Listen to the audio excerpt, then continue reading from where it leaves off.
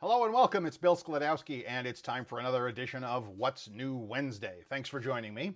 Every Wednesday night, new stuff in the world of iPhones and iPads, and oh boy, plenty to talk about tonight because, well, yesterday was just the day, if you're watching this on Wednesday as it happens live, yesterday was the day that Apple announced their new lineup of iPhones. They're up to iPhone 12. So, which kind of made me wonder, this is totally just came to me randomly. Do you think they'll have an iPhone 13?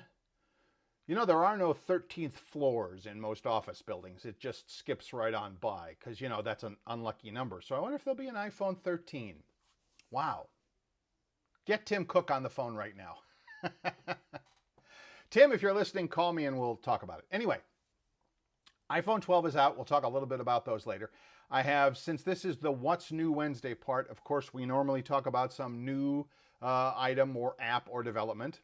And we've been doing a lot with, of course, the latest release of iOS 14. I have one app to share with you tonight that is brand new on your phone, even though it's kind of like an old favorite and now it's kind of been updated for the latest version of iOS 14. So we'll talk about that in a second. But first, I talked about this 2 or 3 weeks ago, and it's happened again. And I need to express this to you, and I need you to get this. I had a client call, thankfully not one of my clients, but it was somebody reaching out to me, found my, my website and all that, and was reaching out to me to say that they had just been the victim of an online scam. That Apple had called them and told them they needed to get into their iPhone or into their computer or whatever device they happen to have. I don't really remember. And it ended up with them getting hacked and losing a substantial sum of money. Now, I don't know how that happened. I didn't ask for details because, frankly, I was just too shocked to even, I didn't ask for details. I didn't want to be prying with somebody I didn't know. But of course, if you have passwords or financial data or other important sensitive information stored on your phone or on your iPad or on your computer or whatever, and somebody gets a hold of that, well, they have their way with your financial stuff. So anyway, long story short, I commiserated with the gentleman and talked about some options that he had to retrieve his material and get his data back. But my point again, and I remember the last time this came up, I really kind of got a little excited about it, and I don't want to do that now, but I do want to tell you again, please remember that nobody is ever going to call you from one of these high-tech companies and report some kind of problem that they're here to help you with. Apple, Microsoft, they are never calling you. Never. Remember, like the kids always say, never, period, calling, period, you, period. So if somebody calls to say that they are with one of these companies, very politely hang up on them.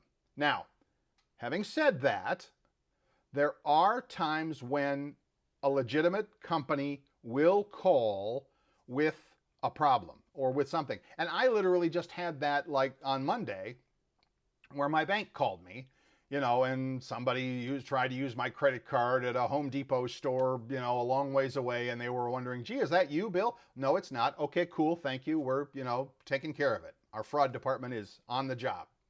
Okay, cool. I mean, I kind of expect that, right? So long story short, there are legitimate reasons why somebody somewhere might call you, but you still might want to be careful about the interaction. And here's the important part now, please pay attention. Old school teacher in me, right? Pay attention. If they start asking you for sensitive or classified information, account numbers and birthdays and social security numbers and all that stuff, that should be the biggest of big red flags. Okay, that should be huge, right? So again, there may be legitimate reasons for some institution to call you somewhere. However, if that's the case, here's the easy answer to that, okay? And I've done this. I will simply say, you know what, I'm not comfortable giving you that information. Let me call you. and I call the company back. I don't call them on the number that they called me from because I don't want to call some scammer right back on his phone number, right? But in the case of my bank, I did exactly what I said. Is I went to the bank website and I found their customer service phone number. Actually, I think I even have it in my contacts. I called their customer service number that I know to be the correct one. I talked to a real human being, and they said, you're right. You did the right thing, or, you did what you felt that needed to do. And, problem averted. Actually, that wasn't a problem for me, but it could be if somebody calls to suggest that they are calling you from some company that you do business with and that they need some kind of, specific sensitive information. All right, I have ranted about that twice now. I think I did a pretty good job of keeping it quiet here, but please, please, please, nobody is ever calling you from a big tech company to say they have a problem or that you need to give them some information to solve some kind of a problem or issue with your computer or your iPhone or your iPad or anything else for that matter. Okay? I'm done. I'm done. All right. So with that in mind, I did want to talk a little bit about a new app, an app that's new on your phone, but actually is one that's been there all along, but now with the introduction of iOS 14, they've given it a new place. A new thing? I don't know. I'm not sure what that means. All right, but let's move ahead. What I'm talking about is the Magnifier app. And if you remember, if you have it or if you don't have it, remember you can always now, on my old iPhone 8, by the way, I can just scroll up from the bottom and get to the little control panel there. And there's the magnifier, it's the magnifier with a little plus sign in it, and I can tap on it and start it that way. But, and here's the big deal, here's the new part.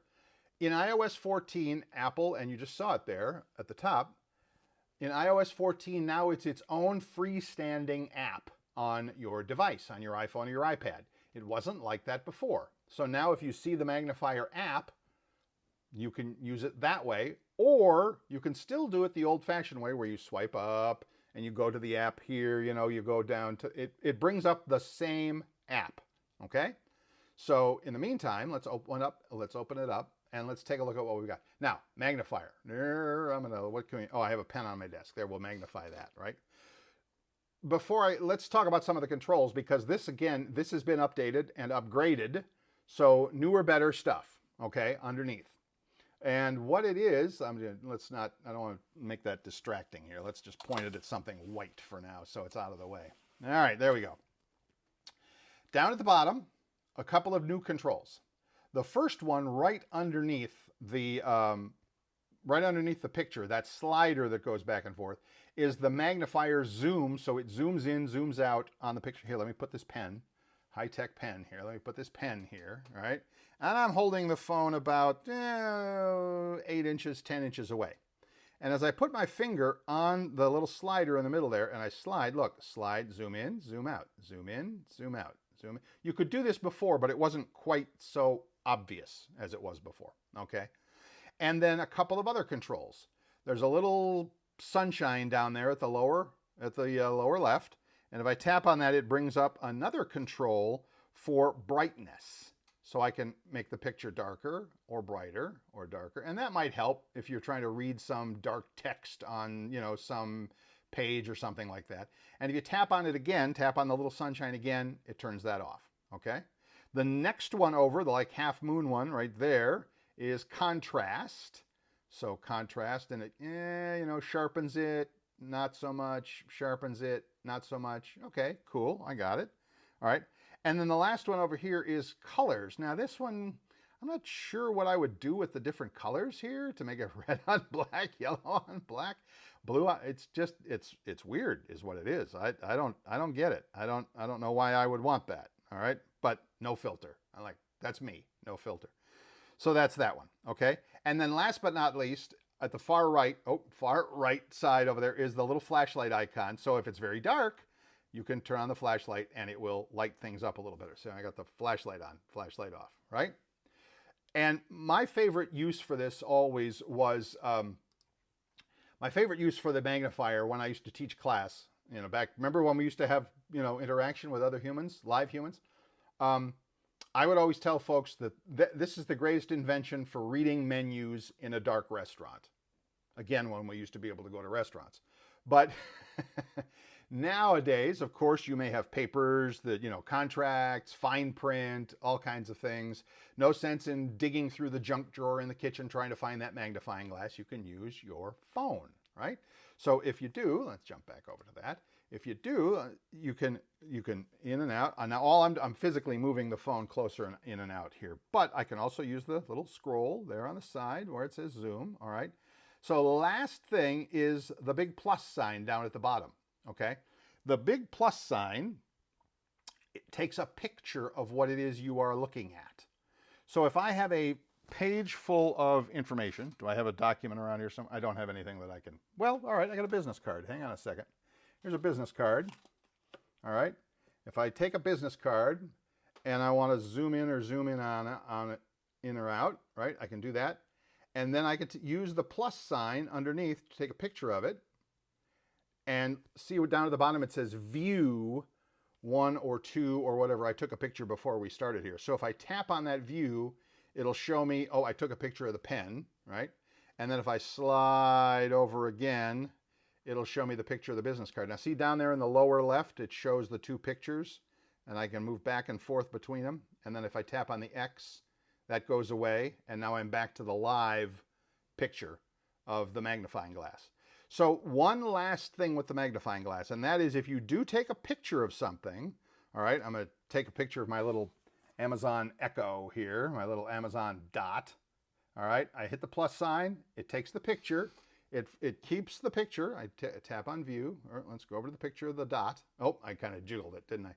So there's the picture, it looks like a ghost. The only thing you have to remember here is that these pictures that you take with the magnifying glass are not saved to your photos. So I've taken the picture of the magnifying glass, the business card, and the pen. If I go over to my photos now, right, and there's the bottom of my list of photos. There's no photo of the magnifier, of the things that I've done with the magnifying glass, all right? So if I want to save the picture, all right, I have to use the share button. See the share button at the very top right? And we've talked about this in previous videos. But if I tap on that, now I can scroll down and say save image. See, just tap on save image and I'm done, all right? So now when I go back to photos, look, there it is, down at the bottom. There's the picture of the pen, okay? So just keep that in mind that when it comes time to, if you want to, save the photo of the magnified thing, I don't know, maybe you want to save a picture of that menu, who knows? You have to use the share button to save it, to save the file out to your photos. Okay, that's that. All right, that's going to do it. If you haven't seen it yet, boy, oh boy, jump over to the apple.com website and take a look at the new iPhones. I'm so tempted. New iPhone 12s came out. So they have 4 new iPhones, all came out yesterday. And they've actually done something kind of interesting and kind of weird, but it's Apple and they can do what they want. They're coming out with the iPhone 12 mini. So they're going back in time to that old, remember when you had, if you remember, if you had one like I did, one of the original iPhones, like one of the 3s or 4s or 5s that were like, compared to the ones we have today, they seemed like very small, very tiny. Well, now they're coming out with this mini version of an iPhone 12 and it's smaller. So if you fumble with this because it's, too big for your hand or you don't use the phone that often, some people, I use it every day constantly. But if literally all you're doing is making phone calls and I just want something small and easy, iPhone mini might be right for you. And then there's 2 iPhone 12s, a regular one and a slightly bigger one. And then they're coming out with this iPhone 12 Pro, which as you can see on the picture there has like 3 different cameras on the back of it. And it's going to have so many awesome and cool different ways. If you're a professional photographer or if you have aspirations of being a photographer, you got to go with the iPhone 12 Pro. It's got just the most amazing feature set for taking pictures and all that stuff. You can check out, if you go to YouTube or if you go over to apple.com, all the videos from the introduction were there. All right, that's going to do it. I want to keep it quick. If you haven't done so yet, please feel free to jump over to the website at billsklodowski.com. Let's bring that up so you can figure that out. There it is. And we will send you our one email per week. And on that email, usually on a Sunday, I let you know what the 2 previous videos were for the past week. And I also, when I have a free handout, and I do every week, of how to do what it is that we talked about on the videos, you get that for free as well.